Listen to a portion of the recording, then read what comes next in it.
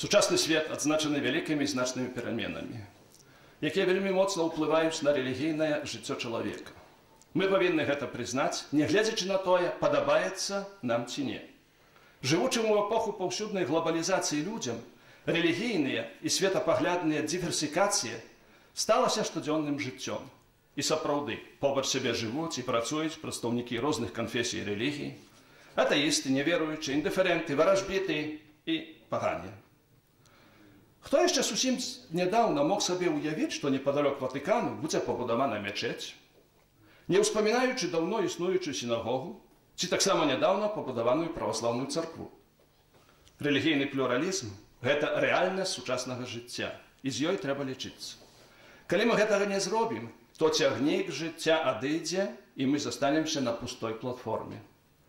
Ён адойдзе без нас, і там застануцца людзі, якія не дачакаюцца нашай духоўнай дапамогі. Заходняя Еўропа, якая вырасла і сфарміравалася з хрысціянства, на жаль, ужо не з'яўляецца такой. І нездарма ўсё часцей і часцей называюць яе постхрысціянскай. Так, сацыялагічнае даследаванне інстытуту Галлупа Злучаных Штатаў Амерыкі з 2009 года на тэму «Ці рэлігія адыгрывае важную ролю ў штодзённым жыцці» паказалі, што Беларусь увайшла ў першую дзесятку ў Еўропе, але, на жаль, з канца. І займае толькі 7-е месца з канца. Першая дзесятка найменш рэлігійных народаў старого кантыненту выглядае наступным чынам. Эстонія, 14% жыхароў кажа, што ў іх жыцці рэлігія адыгрывае нейкую роль. Швеція, 17%, Дания 18%, Норвегия 20%, Чехия 21%, Франция 25%, Беларусь на 7-м месте с конца 27%, Британия и Финляндия 29%, и первую десятку с конца замыкает Россия 30%. Найбольш рэлігійнымі з'яўляюцца Румыния 78%, далее ідзе Польшча, Италия и Португалия по 72%. Факты говорят сами за себя. Комментарий не надо. Под позначенным вежамі касцёлаў і хмарачосамі небасхілам Еўропы ўсё больш і больш мінарэтаў. Гэта трэба прыняць еўрапейцам, таксама як амерыканцам трэба прыняць тое, што сучасны гаспадар Белага дому ў Вашынгтоне з'яўляецца афраамерыканец. Звон званоў у вялікіх еўрапейскіх гарадах ўсё больш і больш заглушаюць збудаваныя са шкла і бетону многапавярховыя дамы, дзе дзейнічаюць сусветныя карпорацыі, у якіх працуюць людзі розных моваў, нацый і веравызнанняў. Сярод іх ёсць веруючыя і неверуючыя, святкуючыя нядзелю і праводзячыя яе ў гіпермаркетах, на футбольных матчах, рыбалцы, ахоце і гэтак далей. У такой мазаіцы сучаснага жыцця становіцца ўсё цяжэй аднайсці духоўную сталасць, якой нам усім так не хапае, каб мы маглі зразумець сэнс і мэту свайго жыцця. Свет змяняецца на нашых вачах, паяўляюцца новыя выклікі, на якія трэба адказваць. Гэтыя вельмі дынамічныя змены сучаснасці заклікаюць касцёл і вучняў Хрыста не заставацца пасіўнымі перад іх абліччам. Звярнуў на гэта ўвагу ўжо другі Ватыканскі сабор у 60-е гады мінулага стагоддзя. Ён заклікаў чытаць знакі часу, каб адказваць на іх, паглыбляючы сваю самасвядомасць і развіваючы дыялог са светам. Сабор спрабаваў даць адказ на фундаментальнае пытанне «Экклезія квід діцис дета іпса» – «Касцёл, што ты думаеш пра самога сябе». Ужо тады стала ясна, што свет патрабуе новай евангелізацыі, аб якой так многа навучаў і да якой заклікаў слуга Божий Ян Павел II. Гэтую ідэю вялікага папы не толькі падтрымлівае сучасны пантыфік Бенедыкт XVI, але і стараецца яе як мага паўней рэалізаваць, аб чым найлепей сведчыць заснаванне ў гэтым годзе папскай рады да спраў новай евангелізацыі. Усё гэта сведчыць пра тое, што заклік папы Вайтылы адчыніце дзверы к Хрысту, які на пачатку здаваўся утапійным, сёння стаўся вядучай думкай сучаснага пастырства. Слово «евангелізаваць» паходзіць ад грэцкага «евангеліон», і выкарыстоўваецца для азначэння дзейнасці, скіраванай на навяртанне народаў і асобных людзей. Евангелізацыя з'яўляецца самай галоўнай місіяй Касцёла і найперш скіравана да апостальства сярод паганаў. З апостальскіх дзеяў бачна, што сэнс добрай навіны – гэта сам Jesús Христос, наш Пан. Слова «пан» на грецкай мове азначае «кірыёс». У гелленістычнай культуры Рымскай імперіі прызнаць кагосьці сваім панам азначала прызнаць чыюсьцю ўладу над сабой, прызнаць яго сваім Богам і сваім валадаром. Евангелізацыя – гэта найперш не маральнае навучанне, чым павінна займацца катэхізацыя, але евангелізацыя – гэта абвяшчэнне асобы Jesúsa Христа. Яна прадназначаецца для веруючых і неверуючых. Для тых веруючых, якія не перажываюць асабістых адносін з Богам, або якіх вера настолькі здавальвалася, што яны хоць і называюць сябе хрысціянамі, аднак жывуць так, як быццам Бога зусім няма. Таму такое абвяшчэнне Евангелля называецца новай евангелізацыяй, ці вельмі часта, асабліва ў Расіі, яго называюць рээвангелізацыяй. Перажываючы сваё адраджэнне пасля многіх дзесяцігоддзяў ганенняў, каталіцкі касцёл на Беларусі таксама падвержаны негатыўным уплывам секулярызму і гуманістычнага лібералізму, і таму павінен адказваць на ўзнікаючыя праблемы. Падчас ганенняў касцёл, дзякуючы традыцыйнай народнай пабожнасці, людзі захавалі веру і перадалі яе новым пакаленням. У наш час свабоды, веравызнання, людзі самыя адракаюцца ад веры ў Бога. У касцёле і на лекцыях рэлігіі яны пазнаюць праўды веры, але на вуліцы сустракаюць іншы секулярны свет, які іх вабіць больш за праўду Евангелля. Гэта новыя выклікі і вельмі сур'ёзныя выклікі нашага часу. На іх трэба адказваць. Для гэтага праз прызму Евангелля і навучання касцёла трэба аналізаваць існуючыя праблемы, каб знайсці лек ад духоўнай нямоцы сучаснага свету і жыць паводле вечных і нязменных праўд хрысціянскай веры.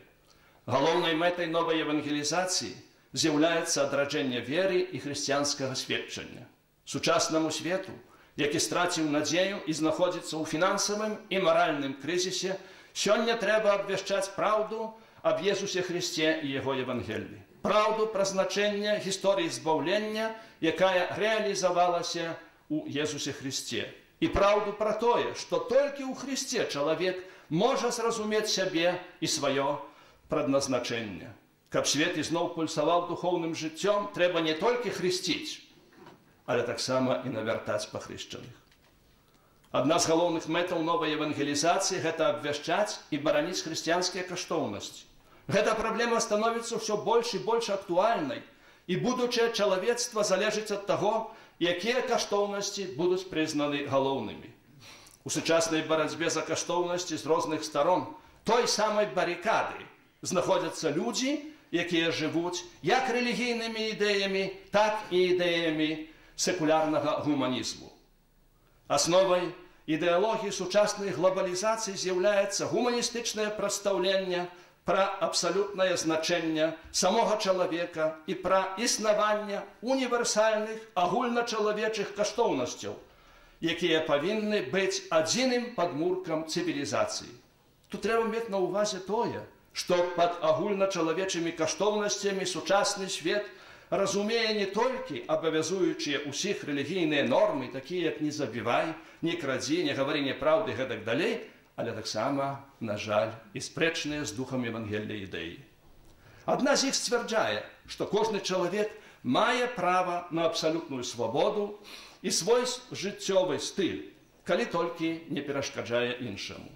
Паводле прынцыпу ліберальнага гуманізму існуе толькі адно і адзінае абмежаванне чалавечай свабоды, менавіта свабода іншых людзей. Гэта азначае, што маральна тое, што не перашкаджае інтарэсам іншых, і амаральна тое, што абмяжоўвае іх свабоду. Паводле прынцыпаў сучаснай гуманістычнай этыкі не існуе паняцце абсалютнай этычнай нормы. Аднак мы добра ведаем, што паводле аб'яўленай рэлігіі існуе паняцце абсалютнай Богам устаноўленай маральнай нормы, непаслухмянасць якой і з'яўляецца грахом. Таму для рэлігійнага чалавека далёка не ўсё што не звязана з інтарэсамі іншага з маральнага пункту гледжання дазволена. Веруючаму чалавеку сапраўднай свабодай не з'яўляецца дазвол чыніць усё, што хочацца, але свабода ад граху. І калі чалавек жыве паводле прынцыпу ўседазволенасці, то на самой справе ён не свабодны, а залежны ад зла, якое чыніць, бо жыве амаральна, трапляе ў алкагалічную ці наркатычную залежнасць і гэтак далей. На жаль, у сучасным свеце рэлігія вельмі часта разумеецца як перашкода да трыумфу дэмакратычнага лібералізму. Свет усё больш склонны прыняць духоўны і маральны рэлятывізм. Лібералізм стараецца паменшыць значэнне рэлігіі і абмежаваць яе прыватнай сферай жыцця чалавека. Нерэдка нават можна пачуць, што рэлігія больш раздзяляе, ніж аб'ядноўвае, бо сучасны свет прапануе вельмі многа альтэрнатывы. З іншага боку, рэальнае жыццё сведчыць, што мільёнам людзей вера – гэта свядомы выбар, які паказвае іх пазіцыю. І ім важна быць веруючымі. Многія з іх, як пацвярджае 20-е стагоддзе, аддалі сваё жыццё за веру.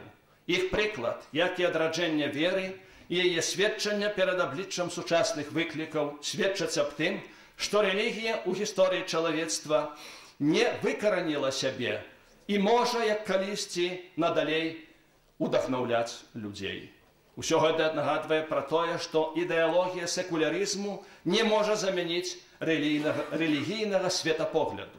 Таму сістэма рэлігійных каштоўнасцяў мае права існаваць нароўні з ліберальна-гуманістычнай.